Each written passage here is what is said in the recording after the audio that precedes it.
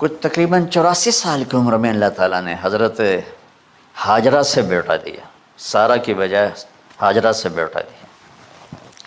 حضرت اللہ کی حکمت تھی، اللہ بھی یہی چاہ رہے تھے، تو حضرت سارہ کو بڑی تکلیف ہونے لگی، کہنے کہ اس بچے کو مجھ سے دور کرو، اس بچے کو مجھ سے دور کرو، میں دیکھ نہیں سکتی۔ تو جبریل آئے کہ اللہ تعالیٰ بھی فرما رہے ہیں کہ اسے یہاں سے دور کرو، کہ کہاں لے جاؤں؟ کہ یہ ہم بتائیں گے کہاں لے جانا ہے۔ تو جبریل انسانی شکل میں اونٹ پہ سوار ہو کر تشریف لائے، اور پیچھے حضرت ابراہیم علیہ السلام اپنی اونٹنی پر، بچہ بیگم، اور آگے جبریل رہبر کے طور پر۔ فلسطین سرسبز ہے، کہیں خشک ہے لیکن پانی ہے، اچھی آبادی ہے۔ چلتے چلتے چلتے چلتے 1 مہینہ کا سفر کرنے کے بعد جب وہ علاقہ شروع ہوا جہاں کالے پہاڑ، کالے پتھر، کوئی پتا نہیں سبزے کا اور کوئی نشان نہیں پانی کا، وہاں سے چلتے چلتے چلتے 4 پہاڑوں کے اندر ایک وادی سی آئی۔ جب وہاں پہنچے تو جبریل کہنے لگے اللہ کے نبی یہاں ہاجرہ اور اسماعیل کو چھوڑ دیں۔ جب وہ آگ میں جا رہے تھے نا ابراہیم علیہ السلام، تو ایک لفظ نہیں بولے، بنا کہا حسبی اللہ و نعم الوکیل۔ لیکن جب جبریل نے کہا یہاں چھوڑ دیں تو ایک دم بولے یہاں کیسے چھوڑ دوں، یہاں تو کچھ بھی نہیں ہے، یہ کیسے رہیں گے؟ کہ یہ آپ کے رب کی منشا ہے، یہاں اللہ کا گھر بنے گا، یہاں اس بچے کی نسل سے ایک آخری نبی پیدا ہوگا جو پورے عالم کو روشن کرے گا، آپ چھوڑ دیں۔ تو وہ وہاں 3 دن رہے، ان کے لیے ایک چھپر سا بنایا لکڑیاں کاٹ کے، یا 2 دن رہے یا 1 دن، یہ تو کوئی تحقیق کوئی نہیں ہے، لیکن ایک چھپر سا ان کو بنا کے دیا ایسے، یعنی اس ایک اوپر وہ لکڑیوں کی چھاؤں کر دی اور نیچے ایسے بانس سے گاڑ دیے اور چل پڑے۔ تو حضرت ہاجرہ فرمانے لگے آپ کہاں جا رہے ہیں؟ اتنا بڑا امتحان تھا کہ جواب نہیں دینا، بس چپ کر کے چلو۔ انہوں نے پھر پوچھا آپ مجھے چھوڑ کے کیوں جا رہے ہیں؟ آگے سے خاموشی، چلتے چلتے 3 میل تک وہ اس طرح چلی۔ جب وہ کدئی پہنچیں تو اس وقت ان کو خیال آیا یہ اللہ کے نبی ہیں، کہیں ان کو اللہ نے نہ کہا۔ تو ان کا اللہ امرک، کیا آپ کو اللہ نے کہا کہ مجھے چھوڑ دیں؟ کہنے لگے ہاں، یوں کیا۔ ایک دم ایک نئی ہاجرہ نے جنم لیا کہ اذن، یوں گردن، اذن لن یضیعنا اللہ، جاؤ پھر میرا اللہ مجھے ضائع نہیں کرے گا۔ ابراہیم علیہ السلام بوجھل دل کے ساتھ پیدل چل رہے تھے، دونوں میاں بیوی اونٹنی پہ سوار ہوئے، اور وہ اپنے بچے کو گود میں لے کر ایسے کھڑی ان کو دیکھ رہے تھے۔ یہ کوئی مہینے کے لیے نہیں جا رہے تھے، پتہ نہیں ہے کب واپس آئیں۔ اج دے بچھڑے قد ملن گے، جانے رب رحمان۔ دیکھتی رہیں۔ پھر انہیں ایسے پہاڑی کے اوپر چڑھے کہ اونٹ نیچے اتری، تو پھر انہوں نے منہ موڑا اور واپس اس وادی کی طرف چلیں۔ کیا وقت تھا، صبح تھی، شام تھی۔ جو ابراہیم علیہ السلام غائب ہوئے تو ایک دم آپ نے اونٹنی کا منہ موڑا ادھر ہی اور کہا ربنا انی اسکنت من ذریتی بواد غیر ذی زرع ربنا لیقیموا الصلاۃ۔ کیا درد ہے! آپ اندازہ لگاؤ، ایک آدمی کو 84 سال کی عمر میں بیٹا ملے اور پھر اسے ایسے جنگل بیابان میں چھوڑ دیا جائے، تو ان کے دل پہ کیا بیت رہی ہوگی۔ یہ اس دعا میں وہ درد ہے جو میرے بھی آنسو نکل رہے ہیں۔ ان کو 3 دفعہ قصہ سنا چکا۔ اے اللہ تیرے ہی کہنے پر تو جو میرا رب ہے، یا اللہ نہیں کہا، اللہم نہیں کہا، ربنا، یا اللہ تو مہربان ہے، اس میں بھی کوئی تیری مہربانی ہوگی، تیری محبت ہوگی، تیری شفقت ہوگی. انی اسکنت من ذریت، میں نے چھوڑ دیا اپنی اولاد کو. یا اللہ میں نے وہاں چھوڑا جہاں نہ پتا ہے، نہ دانا ہے، نہ پانی ہے. تو جان اور یہ جانے. اس درد بھری دعا نے عرش کو بھی ہلا دیا تھا. اور آپ نے منہ موڑا. اس باپ کو سوچو جو ہر قدم پہ اپنے معصوم بچے سے دور ہو رہا ہے، اور اس ماں کو سوچو جو ہر قدم پہ اپنے خامند سے دور ہو رہی ہے. ابراہیم کی منزل تو آگے گھر ہے، 2 بیویاں اور ہیں، ادھر تو پتھروں کے ساتھ دوستی ہے. جب ہاجر، میں ایک دفعہ میں ایسے ہی سوچ میں بیٹھا، میں اتنا رویا.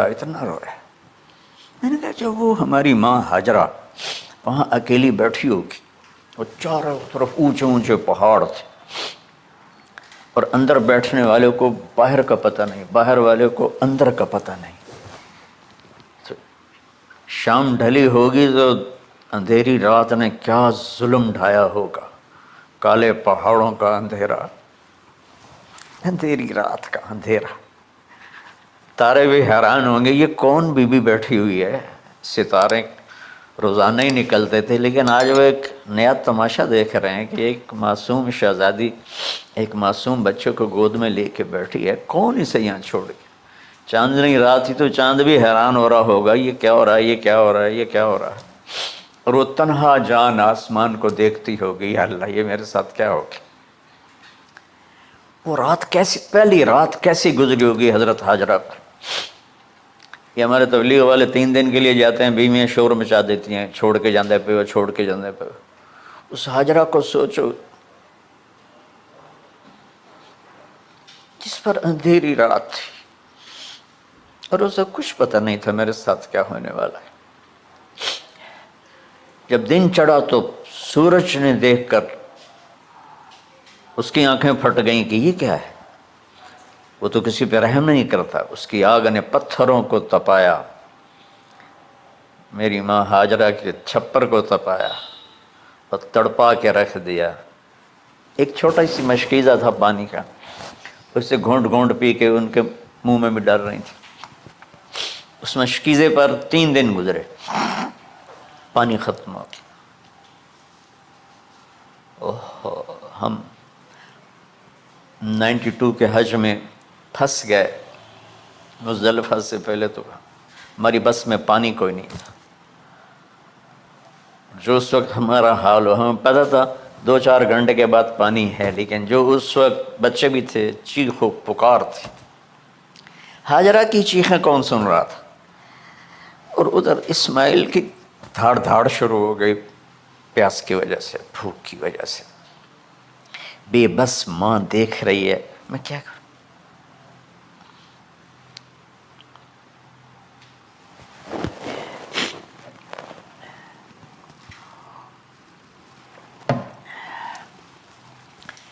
میں قطر میں تھا جماعت میں، تو مجھے یہاں کندھے میں درد ہوا. میں ہاسپٹل گیا تو ایمرجنسی سے انہوں لے کر گئے. ایک بچہ تڑپ رہا تھا اس میں، جو ہاسپٹل کا بیڈ ہوتا ہے چھوٹا سا. اس کی ماں ٹیک لگا کر نا اس کو یوں دیکھ رہی تھی. مجھے نہیں پتا وہ کون ہے، مجھے نہیں پتا اس بچے کو کیا ہے، لیکن آپ یقین مانیں یہ جو میرے آنسو ہیں اس عورت کی وجہ سے، کہ جس خاموش ساز خاموش فریاد سے معمور ہیں ہم. نالہ اگر لب پہ آتا ہے تو مجبور ہیں ہم. جس طرح وہ ماں ساز خاموش تھی اور اس کے چہرے پر درد پکار رہا تھا. میں صرف ایسے گزرتے گزرتے اس کو دیکھا، اور میں آج رو رہا ہوں 15 سال کا قصہ یاد کر کے. تو ہاجرہ کے چہرے کو کون پڑھنے والا تھا؟ کون سی ایمرجنسی وارڈ میں بیٹھی تھی؟ کون اس کے لیے کہہ رہا تھا میں پانی لاتا ہوں، کھانا لاتا ہوں؟ موت تھی دونوں ماں بیٹی کی. تو یہ بے قراری میں صفا مروہ کی دوڑ لگائی، انہیں پتہ تھا کچھ نہیں ہے.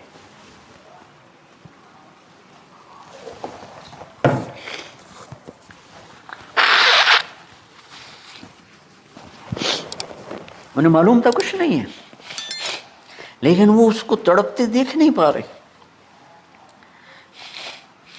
تو بھاگیں، صفا پہ چڑھی، ادھر دیکھ ادھر دیکھ، ابھا دیکھا لمحہ دیکھا، ڈٹھی دل کو دیواں ٹیکا، سجن مل سم کے مر پوسا. یہ ہماری سرائکی کا شاعری ہے. مشرق دیکھتے ہوں، مغرب دیکھتے ہوں، دائیں بائیں دیکھتے ہوں، کوئی ہے میری فریاد سننے والا. یہ حالت تھی اس وقت ام اسماعیل کی. نیچے اتریں جہاں وہ ٹیوب لائٹس آتی ہیں، وہاں وہ نیچے ہو گئے اور بچہ غائب ہو گیا. تو دوڑ لگاتے. مصر کی شہزادی اور مکے کے نوکدار پتھروں کے اوپر دوڑ رہی تھی. جب بچہ نظر آیا پھر آہستہ ہو گئی، پھر مروہ پہ چڑھی، پھر صفا پہ چڑھی، پھر مروہ پہ چڑھی، پھر صفا. مجھے لگتا ہے صفا مروہ بھی رو رہے ہوں گے اس وقت، اور مکے کے پہاڑ بھی رو رہے ہوں گے، سورج بھی اس وقت رو رہا ہوگا. آخر وہ مروہ پہ تھک کے گر گئیں. یہ نہیں کہ انہیں 7 چکر لگانے تھے، 7ویں چکر کے بعد ان کی ہمت جواب دے گئی، وہ گر گئیں. اور ان کا جینا چاہا کہ میں بچے کو اپنے سامنے مرتا دیکھوں، اس لیے وہیں گر گئیں کہ میں اتنے مر جاؤں اتنے مر جاؤں.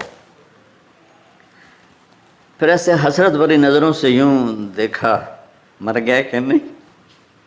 تو وہاں ایک آدمی کھڑا تھا. پھر مردہ جسم میں پھر جان آ گئی. پھر انہوں نے اپنے آپ کو اٹھایا اور دوڑ لگائی. پہنچی تو آدمی غائب تھا اور ایڑیوں سے پانی نکل رہا تھا. اتنے چکر کیوں لگوائے، پہلے ہی نکال دیتا.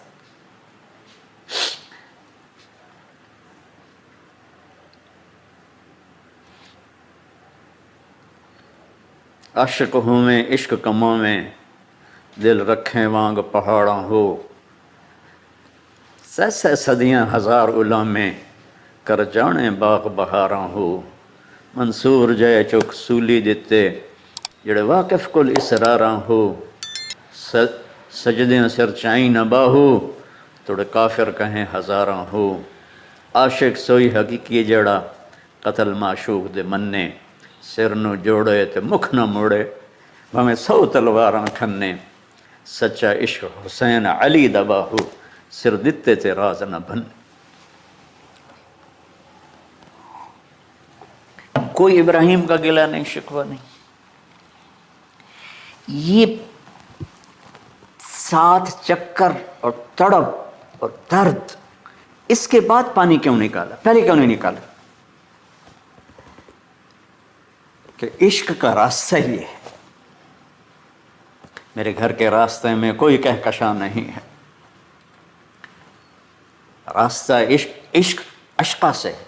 اشقا کہتے ہیں آکاس بیل جو درخت کو چمڑ جاتی پیلی، تو وہ درخت اس کا ایسا عاشق ہوتا ہے، سب کچھ اس کو کھلا کے خود خوش ہو کے جل کے بالن بن جاتا ہے. اس سے اشقا ہے کہ عشق ایسی چیز ہے. عشق تے آتش ڈوہیں برابر، اتے عشق دا تاؤ تکھیڑا. آتش ساڑے کخت کا نیرا، عشق ساڑے دل جیڑا.